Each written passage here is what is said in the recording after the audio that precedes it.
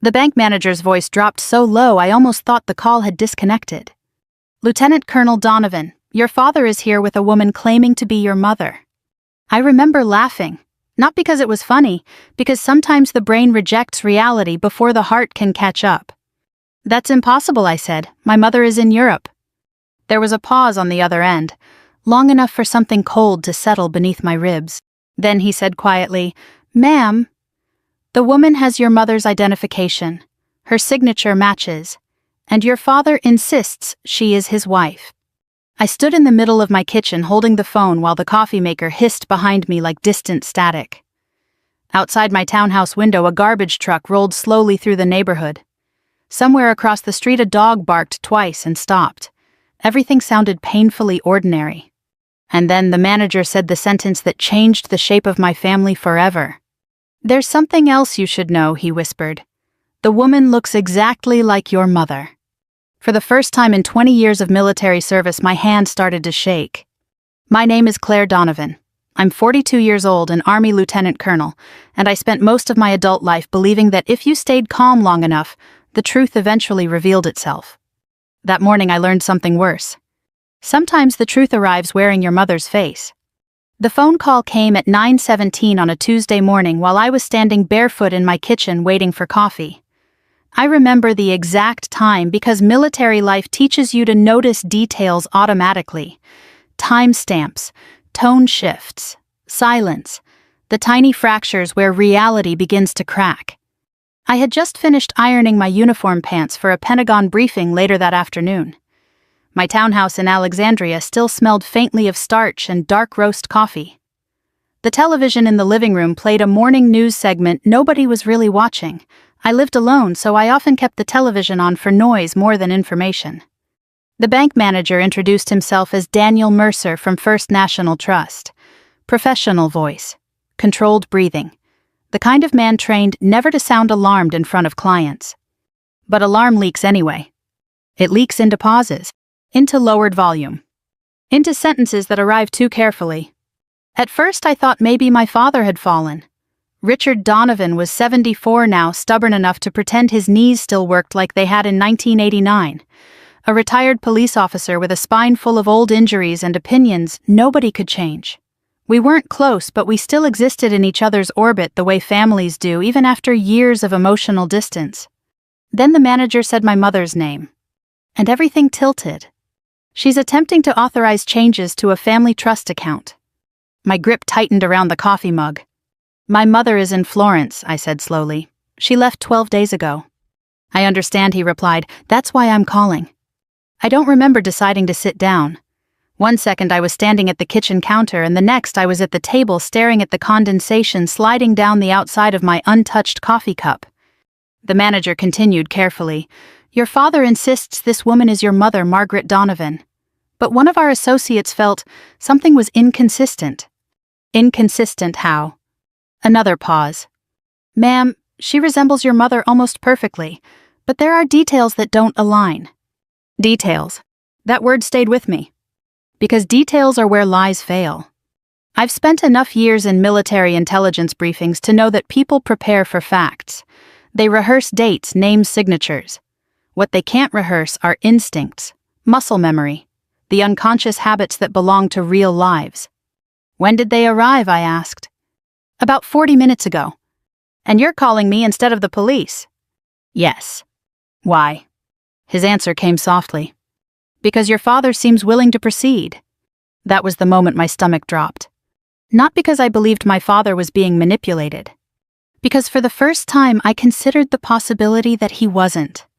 I ended the call 10 minutes later and stood motionless in the kitchen. The refrigerator hummed quietly behind me. Sunlight spilled across the hardwood floor in pale rectangles. Somewhere upstairs my neighbor vacuumed her hallway rug with determined aggression. Normal life continued with offensive confidence while mine had quietly split open. I walked upstairs to change clothes. Not my uniform, civilian clothes. Dark jeans, gray sweater hair pulled back tightly. Something neutral, something controlled. As I buttoned the sleeves, I caught my reflection in the bedroom mirror. People often assume military officers enjoy authority. Some do. I never did. What I liked was structure, clarity, The relief of rules. Families don't have rules. Families have old wounds disguised as traditions. On the drive to the bank, traffic crawled along Route 50 beneath a washed-out Virginia sky. I kept both hands steady on the steering wheel and replayed the manager's words over and over. "She looks exactly like your mother." My mother had been in Florence for nearly 2 weeks with 2 retired teachers from Maryland she'd met on a cruise years earlier. She sent photos every morning like clockwork: churches, sidewalk cafes, tiny cups of espresso she pretended to enjoy more than she actually did. My mother hated espresso. I almost called her 3 times during the drive. Each time I stopped myself. Military training teaches restraint before reaction. Gather information first, emotion later. By the time I pulled into the bank parking lot, my heartbeat had settled into something cold and deliberate.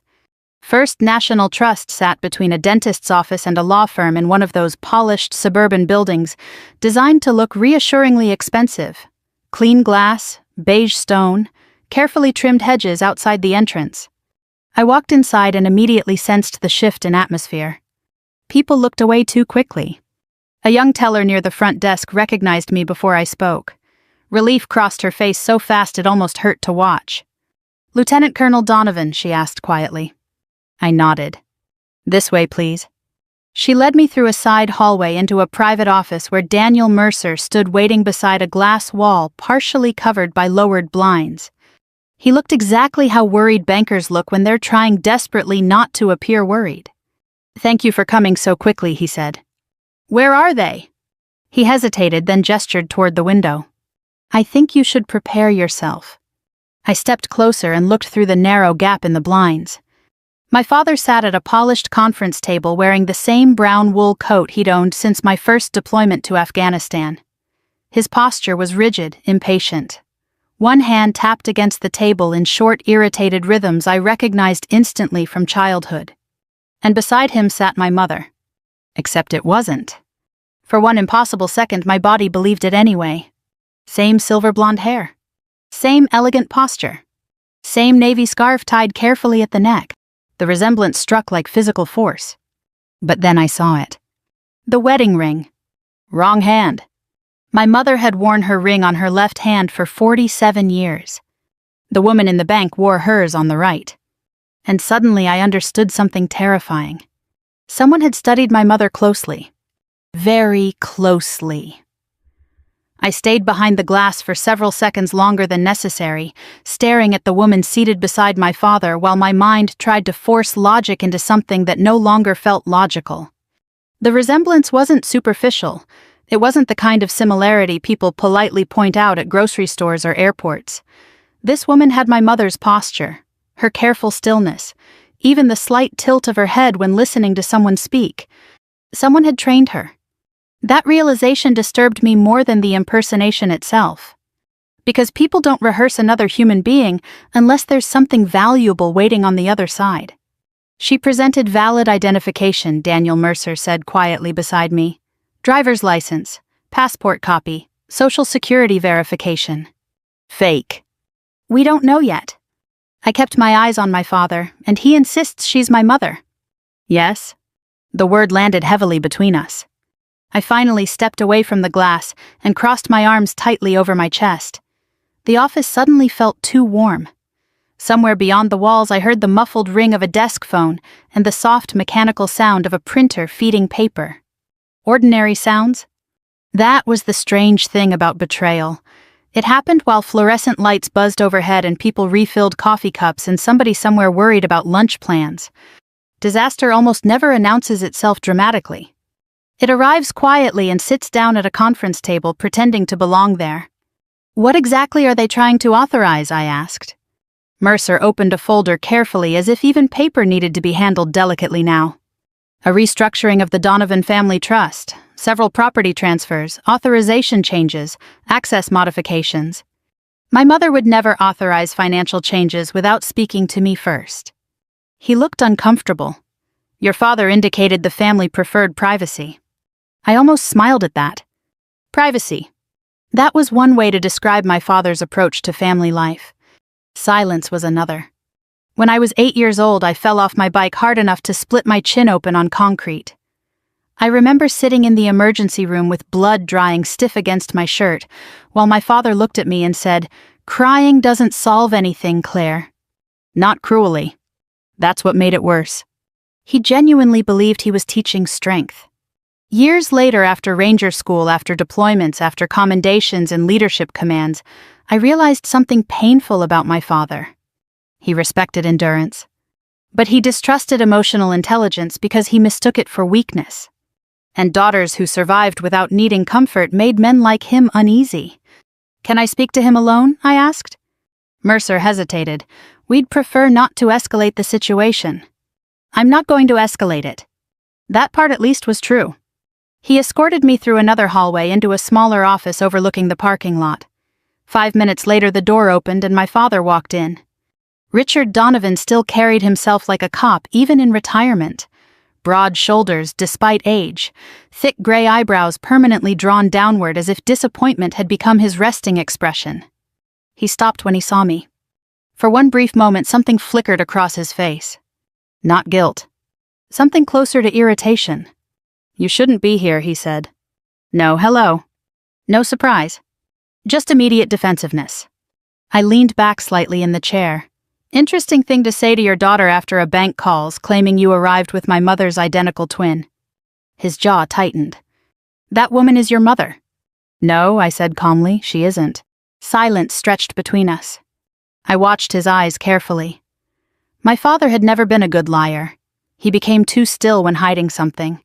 As a child, I used to know he'd broken promises before he even spoke because his entire body would seem to brace itself against honesty. He looked exactly like that now. "You always assume the worst," he muttered. The sentence hit harder than it should have. Because he'd been saying versions of it my entire life. When I questioned Ethan borrowing money repeatedly. When I warned my mother not to co-sign another loan. When I suggested my younger brother's business ideas sounded unstable. "You think too much," my father used to tell me. Maybe I did. But thinking too much was how you survived military command. And sometimes it was how you survived family. "I spoke to Mom yesterday," I said quietly. "She was in Florence. She came back early. She posted photos from Italy this morning." His eyes shifted away from mine for half a second. There it was. The fracture.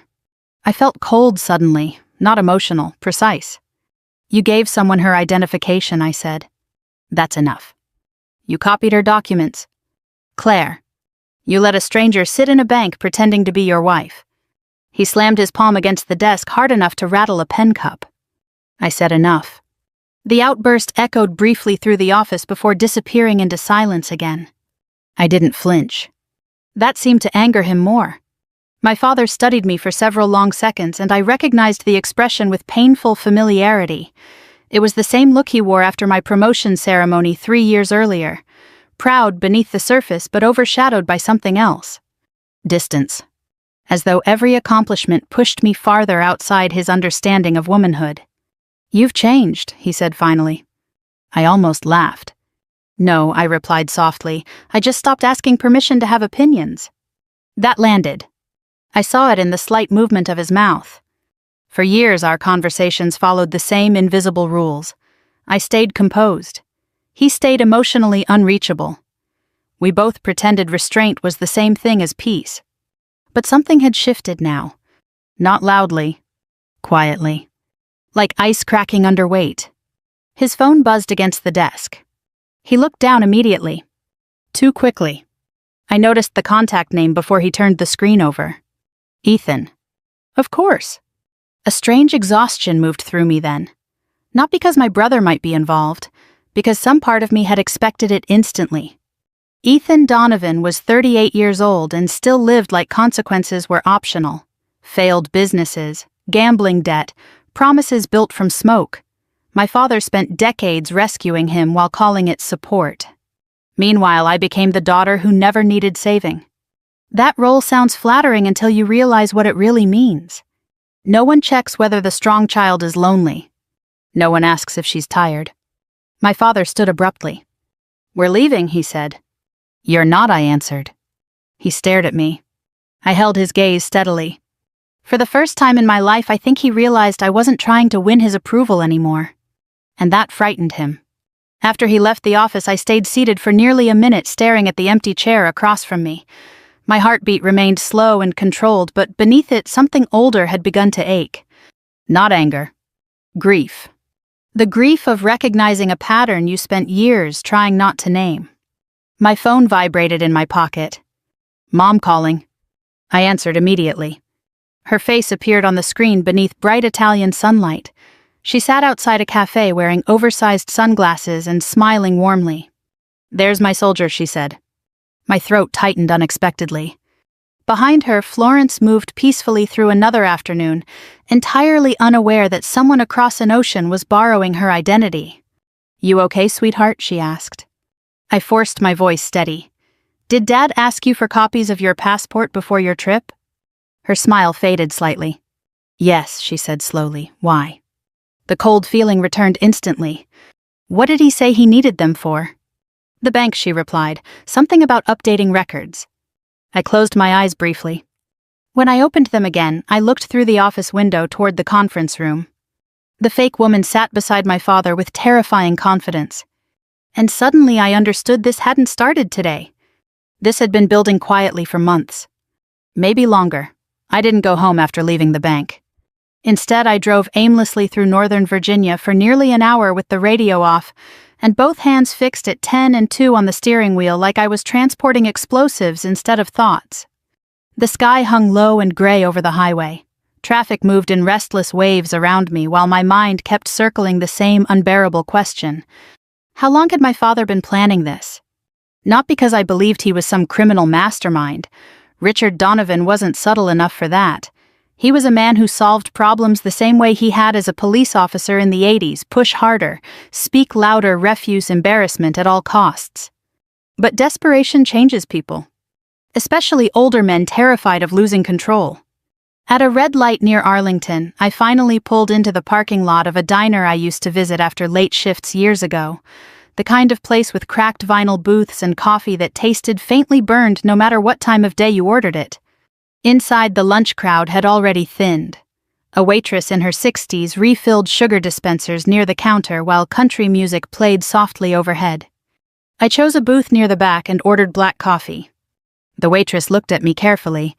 "Long day already, honey." I almost told her yes. Instead, I nodded once and said something like that. She gave me the kind of understanding smile older women reserve for strangers carrying visible exhaustion. No questions. No performance. Just quiet recognition. When she walked away, I took out my notebook. Not my phone. Paper. Military habits die hard. Important thoughts belong somewhere batteries can't fail. I started writing names first. Richard Donovan. Ethan Donovan. Margaret Donovan. Unknown female impersonator. Then beneath that one sentence, someone studied my mother closely enough to become her. I stared at the words for a long time. The waitress returned with coffee and slid the mug toward me carefully. "You look military," she said. "Army. My son was Marines." She smiled faintly. Different uniforms, same eyes. What eyes? The tired ones. After she walked away, I sat there listening to the sound of silverware clinking against plates, while an uncomfortable truth slowly settled into place. I wasn't shocked my father would help Ethan financially. He'd been doing that my entire life. What shocked me was this. He was willing to erase my mother to do it. That changed everything. By late afternoon, I drove to my parents' house in Fairfax. Colonial-style brick home. White shutters. Perfect lawn. My father still insisted on mowing himself despite his knees. From the outside, it looked like the kind of house where people hosted Thanksgiving dinners and discussed weather forecasts over pie. The safest-looking homes often hide the quietest damage. I parked down the street instead of in the driveway. Old instinct. Observe first. The curtains were closed. My father's truck sat in the garage with the door partially open. No sign of Ethan's car. I walked up slowly, my boots crunching softly across the gravel edge near the driveway. The air smelled faintly of rain and cut grass. Inside the garage, fluorescent lights buzzed overhead. That's where I saw the printer. Large industrial scanner beside it. Stacks of paper. And suddenly my chest tightened. Not because of what was there. Because of how organized it was. Folders labeled neatly in my father's handwriting. Bank. Legal. Trust. Margaret. I stepped closer carefully. The scanner glass still held a faint fingerprint smudge across one corner. Nearby sat copies of my mother's driver's license, passport pages, and insurance documents. High-quality reproductions. Recent. Precise. Someone had been building another version of my mother piece by piece. I opened another folder. Inside were pages filled with handwriting practice. My mother's signature repeated over and over. Some shaky, some almost perfect. I sat down heavily on an old wooden stool beside the workbench. For several seconds I simply stared. Not angry yet. Just stunned by the intimacy of the betrayal. Forgery from strangers feels criminal. Forgery from family feels personal. My phone buzzed suddenly against my jeans pocket hard enough to make me flinch. Daniel Mercer. I answered immediately. Lieutenant Colonel Donovan, he said quietly, there's something else. What? We identified the woman. Every muscle in my body tightened. Her name is Deborah Collins, 58, former community theater actress. Actress. Of course. That explained the posture, the rehearsed gestures, the studied confidence. How did you identify her? One of our associates recognized her from local theater productions years ago. I looked back down at the forged signatures spread across the workbench. Does she know she's committing fraud? We're not certain. That answer mattered. Because intent changes everything. There was a long pause before Mercer continued. Your father scheduled another appointment Friday morning. He intends to finalize the trust modifications. What modifications exactly? Another hesitation. Then carefully the family home would transfer primarily to Ethan Donovan under revised medical assistance provisions. I closed my eyes slowly. There it was. The real center of it. Not greed exactly. Fear. My father had spent decades protecting Ethan from adulthood while quietly assuming I'd survive anything alone. Because I always had.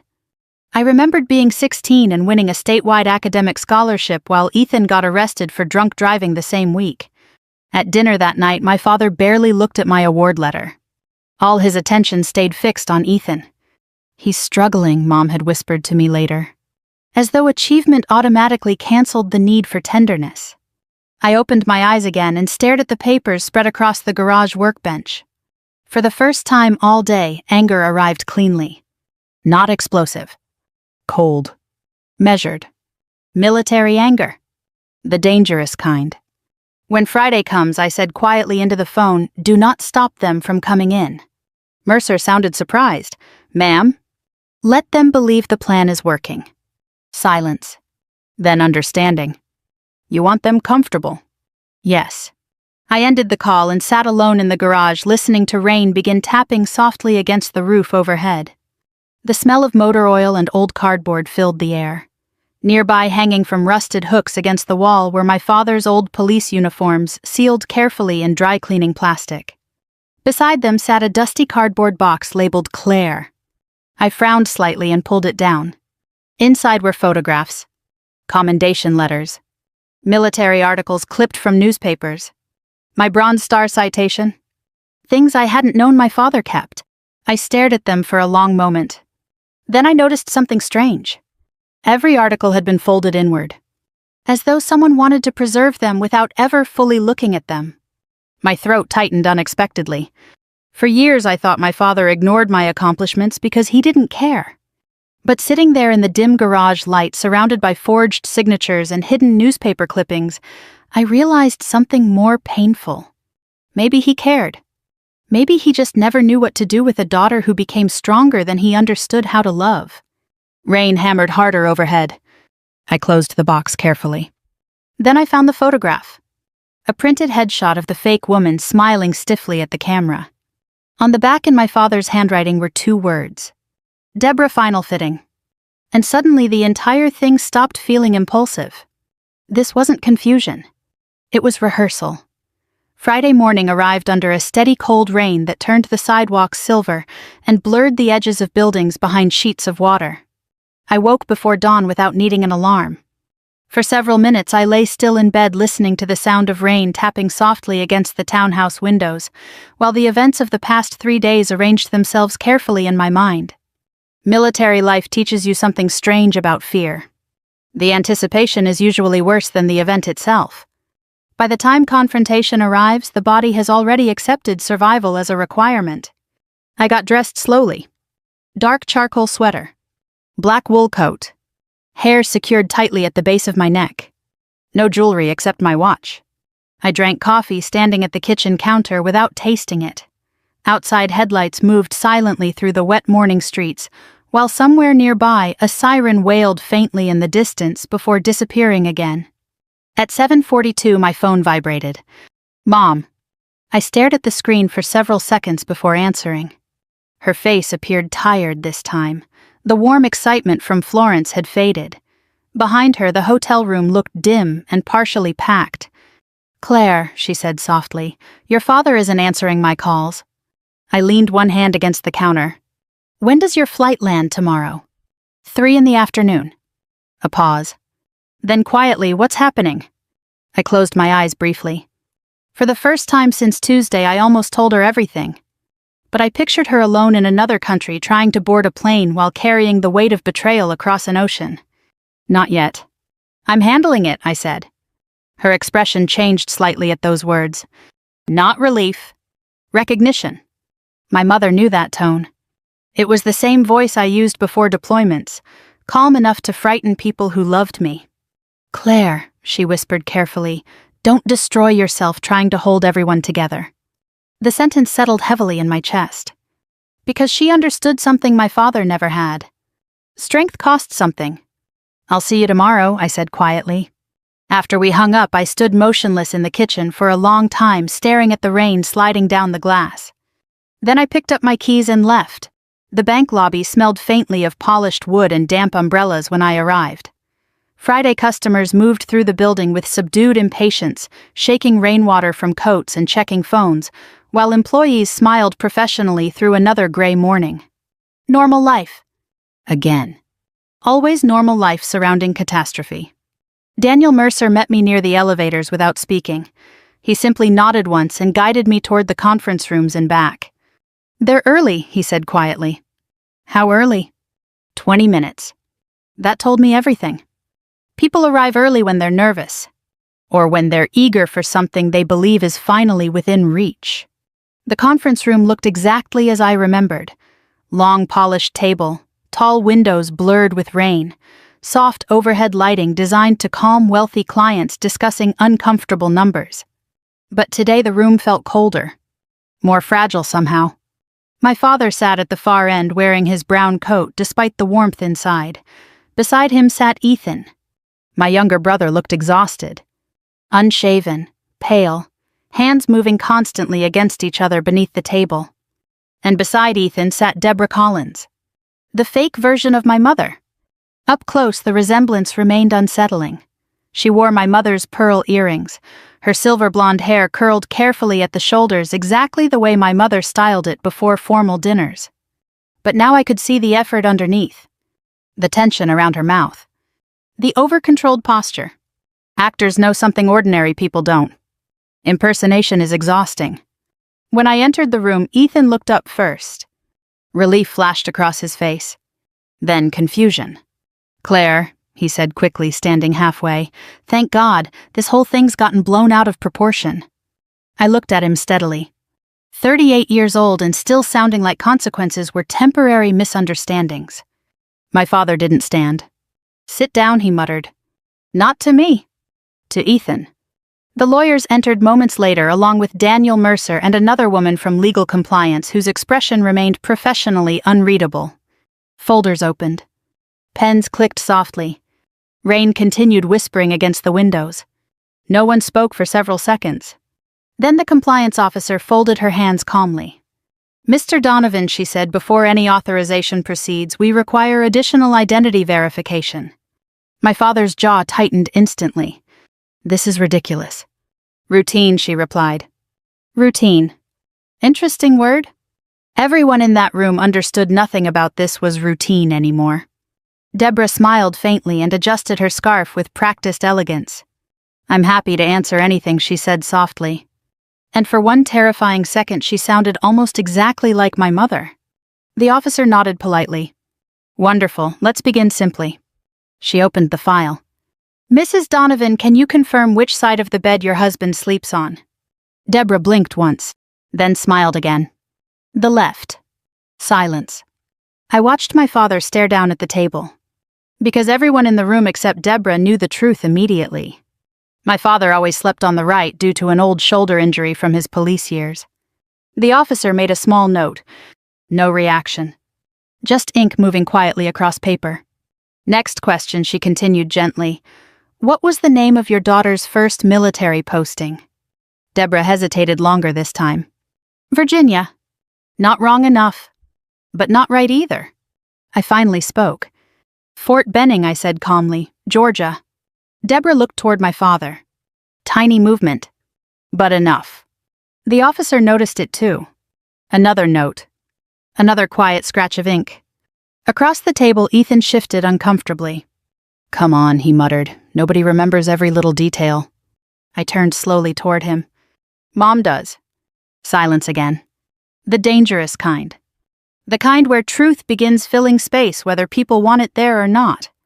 The officer continued. Mrs. Donovan, what nickname did you use for your daughter as a child? Deborah answered too quickly this time. Claire Bear. I almost smiled. My mother never used cute nicknames. Not once in my life. Incorrect, I said softly. Deborah's face changed. Just slightly. Enough to reveal fear beneath performance. The officer closed one folder and opened another. Mrs. Donovan, she said calmly, we also have concerns regarding forged identification documents and unauthorized trust modifications. My father slammed his hand against the table. This is harassment. No, I answered quietly. It's verification. He turned toward me then, with real anger finally breaking through. You think you're smarter than everybody in this room. The old accusation. The familiar one. Too competent. Too observant. Too difficult to control. I met his stare evenly.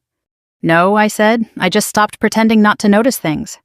Ethan stood suddenly. This wasn't Dad's idea. Every head turned toward him. And there it was. The fracture. My brother's breathing grew uneven. We needed help. The house, the debts. Ethan, my father warned sharply. But Ethan looked close to breaking now. You always helped me, he whispered toward our father. You said it would be temporary. Temporary. That word families use when enabling becomes inheritance.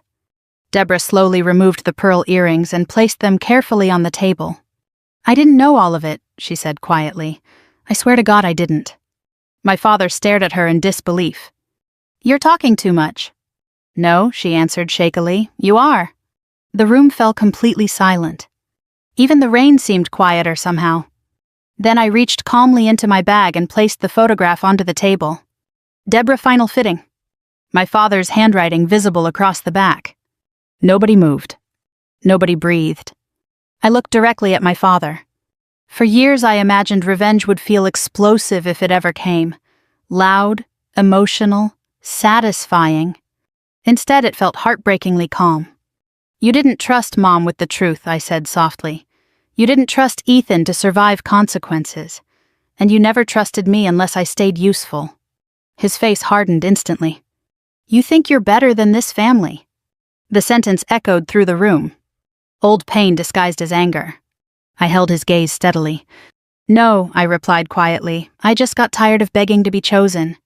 Something inside him collapsed then. Not dramatically. Silently. Like an old building finally surrendering to years of hidden structural damage. And for the first time in my entire life, my father looked old to me. Not powerful. Not stubborn. Just tired. After the meeting ended, nobody stood immediately.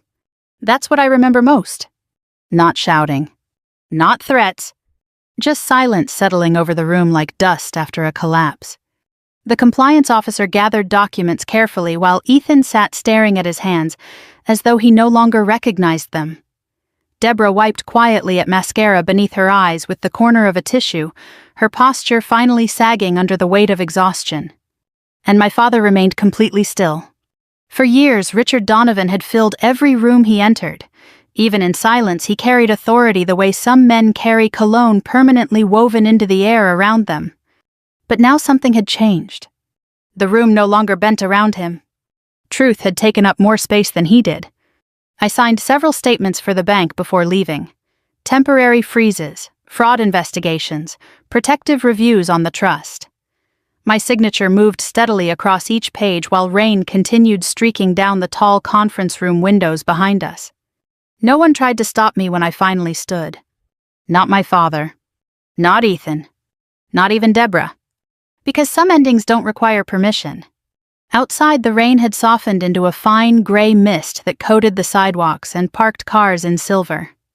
I stood beneath the awning near the entrance for a moment, breathing cold air into lungs that suddenly felt heavier than they had that morning. My phone buzzed. Mom?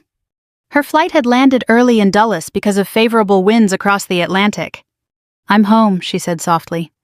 Something in me nearly broke at those words. Home. Such a simple thing until people start trying to steal it from each other. I'll come get you, I said. No, she replied gently. Come to the house instead. The house. Not home. I noticed the difference immediately. The drive to Fairfax took nearly 40 minutes through wet traffic and low clouds. By the time I pulled into my parents' driveway, evening had already begun settling across the neighborhood. Porch lights glowed softly through the rain, while somewhere nearby wind chimes moved in slow, uneven rhythms. Mom opened the front door before I knocked. For a second we simply stared at each other. Then she stepped forward and touched my face lightly with both hands the way she used to before deployments. You look tired, she whispered. I almost laughed. Instead, I hugged her carefully, and for one brief moment I allowed myself to feel how exhausted I really was. The house smelled faintly of cinnamon candles and old wood polish. Familiar, safe, fragile now in ways it had never been before. My father sat alone in the kitchen. No television. No newspaper. Just one untouched cup of coffee cooling beside him beneath the yellow overhead light. He looked smaller somehow. Not physically. Emotionally. My mother walked quietly upstairs without speaking to him. That silence carried more disappointment than screaming ever could. I removed my coat slowly and sat across from him at the table. For several seconds neither of us spoke. The refrigerator hummed softly nearby. Rain tapped against the windows over the sink. Somewhere upstairs I heard my mother opening and closing dresser drawers with controlled, deliberate movements. Finally my father cleared his throat. She was never supposed to get hurt, he said. I stared at him quietly. Not because I didn't understand the sentence. Because I understood it perfectly.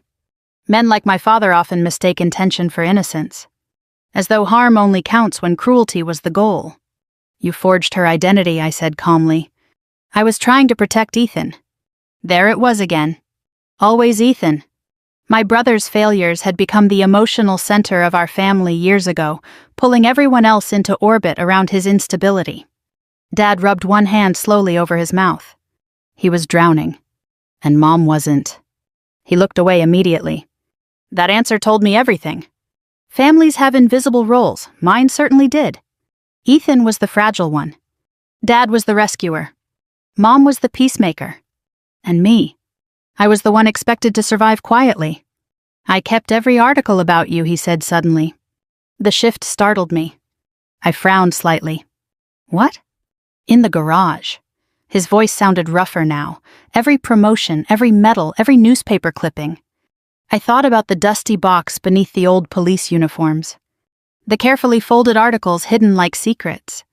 You never said anything. His jaw tightened. You didn't need encouragement. The sentence hurt more than I expected. Not because it was cruel. Because he genuinely believed it. For most of my life, my strength had been treated like proof I required less love. Less protection. Less tenderness. I looked at my father sitting beneath the kitchen light with his tired shoulders and trembling hands, and suddenly I saw the truth clearly for the first time. He had loved me. He just loved me like a man preparing someone for war. And somewhere along the way he forgot daughters also need softness. You know what the worst part is? I asked quietly.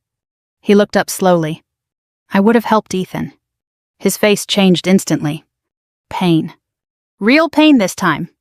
Not anger. Not pride. Just recognition arriving too late. "I know," he whispered. Upstairs, a floorboard creaked softly beneath my mother's footsteps. My father stared down at the cooling coffee between his hands. Then, finally, very quietly, he said the thing I never expected to hear from him. "You stopped needing me." The words settled into the kitchen like smoke. And suddenly I understood everything. His fear. His resentment. Even the distance. My father knew how to love people who depended on him. But independence felt like abandonment to men raised in his generation. I leaned back slowly in the chair and studied him for a long moment. For years I thought revenge meant causing equal pain, making someone feel the same loneliness they gave you. But sitting there across from my aging father, while rain whispered against the windows of my childhood home, revenge no longer felt important. Freedom did. The freedom to stop begging for emotional permission. The freedom to occupy space without apologizing for it. The freedom to understand that being overlooked was never proof I lacked value. A few days later, I returned to my townhouse in Alexandria. I hung my uniform jacket carefully in the closet and stood alone in the quiet kitchen, watching evening sunlight fade slowly across the counters. Everything looked the same. But I wasn't. I made coffee and sat by the window listening to distant traffic while the city settled into night. For most of my life, I thought strength meant enduring pain silently. Now I think strength is something else. I think strength is refusing to disappear inside other people's expectations. And maybe that's the real revenge. Not destruction. Not punishment. Just finally becoming visible to yourself. If this story touched something in you, I'd really love to hear your thoughts. Have you ever been the strong one in your family? The one everyone assumed would survive without comfort? Leave a comment below and tell me where you're watching from. These stories remind us that quiet pain exists in more homes than people admit. And if you enjoy emotional stories like this, subscribe and stay with us. We share new stories every day, and I'd love for you to be part of this journey.